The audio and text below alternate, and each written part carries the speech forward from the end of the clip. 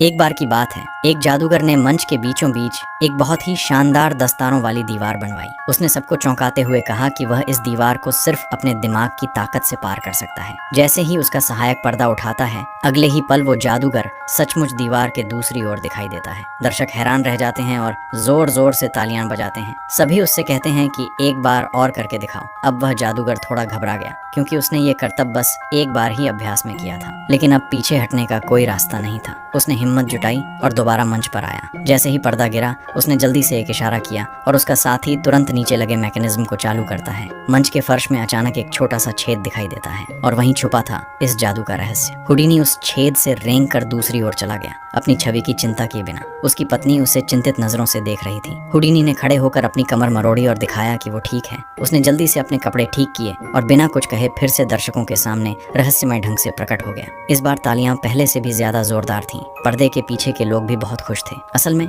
जादू कोई जादू नहीं होता, ये तो बस एक कला है। लेकिन हुडीनी का मानना था कि अगर इससे लोगों को खुशी मिलती है तो यही सबसे बड़ा जादू है। धीरे धीरे हुडीनी का नाम पूरी दुनिया में फैलने लगा। यहाँ तक कि रूस के शाही परिवार ने भी उसे क्रेमलिन में परफॉर्म करने के लिए बुलाया। वहाँ जाकर उसने कहा कि वह सभी की इच्छाएं पूरी कर सकता है। सब लोग हैरान थे, लेकिन उसने सबसे पहले कहा कि सभी लोग अपनी इच्छाएं एक कागज पर लिख दें। फिर उसने उन सभी पर्चियों को इकट्ठा किया और प्रिंसेस से कहा कि वो उनमें से एक पर्ची चुन ले। लेकिन जैसे ही हुडीनी ने वो पर्ची खोली, उसे याद आया कि वो रूसी भाषा पढ़ना जानता ही नहीं है। पूरा दरबार हंसी से गूंज उठा। रस्पुटिन, जो खुद को बहुत बड़ा जादूगर समझता था, अब राहत की सांस लेने लगा और सोचा कि ये आदमी तो बस मजाक कर रहा है। हुडीनी ने बिना झिझक महारानी से पर्ची पढ़ने को कहा। महारानी ने एक नजर डालकर कहा कि इस इच्छा को कभी पूरा नहीं किया जा सकता, क्योंकि उसमें लिखा था क्रेमलिन की घंटियां फिर से बजें। अब ये घंटियां सैकड़ों सालों से नहीं बजी थी। उनकी रस्सी सड़ चुकी थी, सीढ़ियां भी टूट चुकी थी। मगर हुडीनी मुस्कुराया। उसने खिड़की खोली और घंटी की ओर देखा। फिर उसने अपना रूमाल निकाला और उसमें से एक सफेद रेशमी कपड़ा डाला। अगले ही पल उस रूमाल से एक लंबी रस्सी बाहर निकल आई। लोग तालियां बजाने लगे,